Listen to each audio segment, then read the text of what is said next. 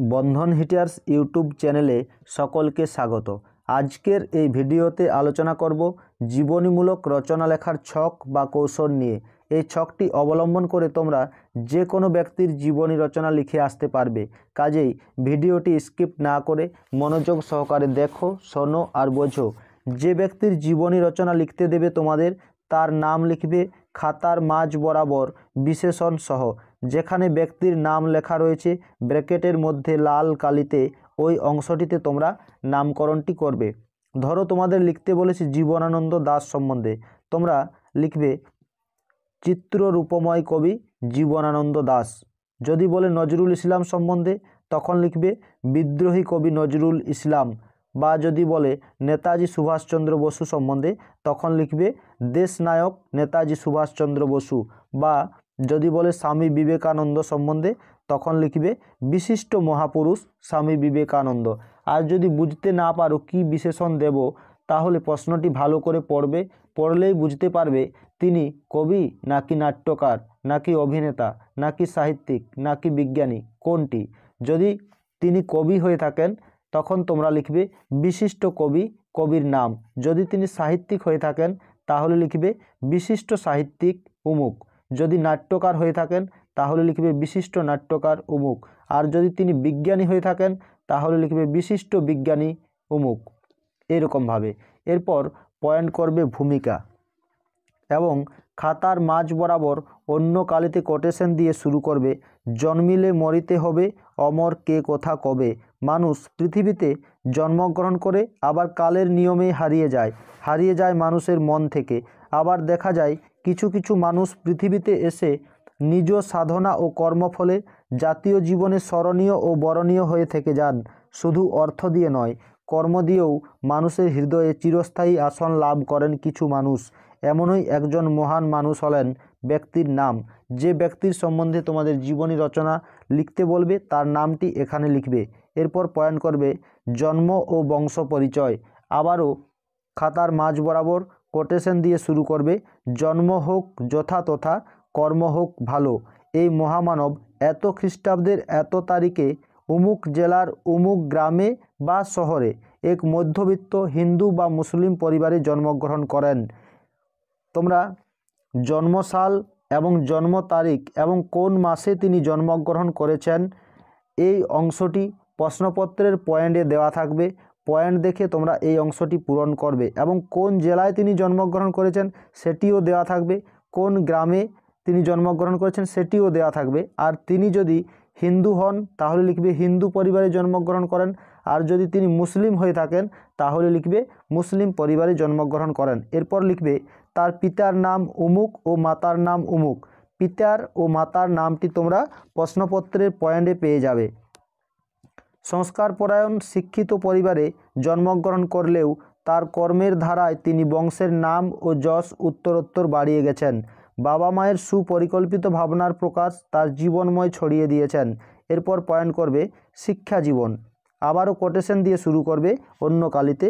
শিক্ষা হলো মানুষের মধ্যে ইতিমধ্যে থাকা উৎকর্ষের প্রকাশ, স্বামী বিবেকানন্দ। পারিবারিক নিয়ম শৃঙ্খলা, জীবনবোধ থেকে উঠে আসা চেতনা ও প্রথাগত শিক্ষার সংমিশ্রণে জ্ঞানের অসীম ভাণ্ডারে প্রদীপ শিখার আলোকে ব্যক্তির নাম লাল কলমে লেখা রয়েছে। এই অংশটিতে তোমরা যার সম্বন্ধে জীবনী রচনা লিখতে বলেছে তার নামটি এই অংশে লিখবে। নিজেকে আলোকিত করেছিলেন শৈশব থেকেই। এরপর লিখবে তার শিক্ষা জীবনের প্রথম ধাপ শুরু হয়েছিল বাবা ও মায়ের সান্নিধ্যে। এরপর তিনি শূন্যস্থান দেওয়া রয়েছে, এই অংশটিতে তোমরা একটু যোগ করবে পয়েন্ট দেখে। পয়েন্টে দেওয়া থাকবে তিনি যে বিদ্যালয়গুলিতে শিক্ষা লাভ করেছিলেন তার নাম। এই অংশটিতে তোমরা একটু যোগ করে নিও। এরপর লিখবে সমস্ত শিক্ষার বেষ্টনীর বাইরেও তার জন্য বলা চলে মনুষ্যত্বের শিক্ষাটাই চরম শিক্ষা, আর সমস্তই তার অধীন, রবীন্দ্রনাথ ঠাকুর। এরপর পয়েন্ট করবে কর্মজীবন। যে সকল মানুষ তাদের কর্মে তাদের চিন্তা ভাবনায় সমৃদ্ধময় বার্তা বয়ে সমাজ ও মানুষকে অনুপ্রাণিত করেছিলেন, আজ তারাই স্মরণীয় ও বরণীয় হয়ে আছেন আমাদের মধ্যে।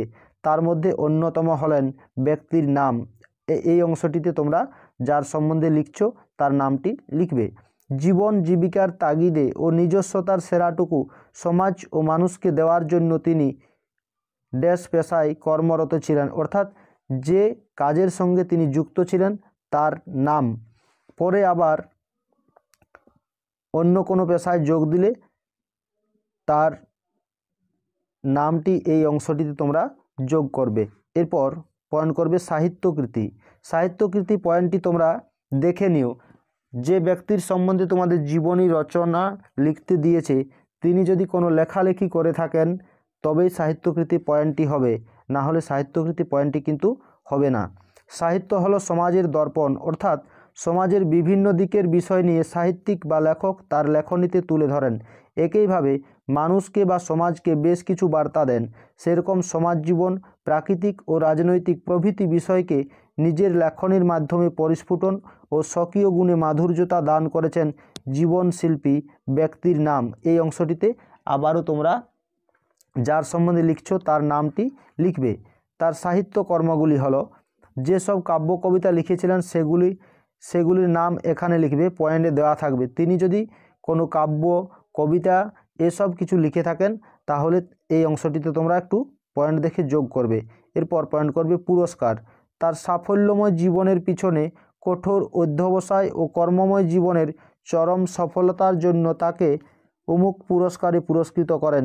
তিনি যদি কোনো পুরস্কার পেয়ে থাকেন তার নাম এই অংশটিতে লিখবে। এরপর এছাড়াও তিনি আরও অন্য কোনো পুরস্কার পেয়ে থাকলে সেগুলির নাম এই অংশটিতে লিখবে। প্রভৃতি পুরস্কারে পুরস্কৃত হন। এরপর লিখবে শুধুমাত্র কয়েকটি পুরস্কারে পুরস্কৃত করেই তার এই অকৃত্রিম দানকে যোগ্য সম্মান দেওয়া যায় না। তাই তার এই অবদানের জন্য তিনি স্বয়ং আমাদের কাছে, সর্বোপরি ভারতবাসীর কাছে এক পুরস্কার। এরপর পয়েন্ট করবে উপসংহার। কাজের মধ্যে আত্মতৃপ্তি, কাজের মধ্যে পরিপূর্ণতা আসে। এরিস্টল বানানটা একটু প্রিন্টিং মিস্টেক হয়েছে, তোমরা এটি ঠিক করে নিও। এরপর লিখবে কালের নিয়মে কর্মের প্রবহমান ধারা একদিন স্তব্ধ হয়ে যায়, কিন্তু স্রষ্টা রয়ে যায় তার সৃষ্টির অন্তরালে, কর্মের অন্তরালে। এমনিভাবেই ব্যক্তির নাম এই অংশটিতে তোমরা আবারও যার সম্বন্ধে লিখছো তার নামটি লিখবে। কর্মের ধার, সৃষ্টির ভার সমগ্র মানব জাতিকে নতুন পথের দিশা দেখাচ্ছেন।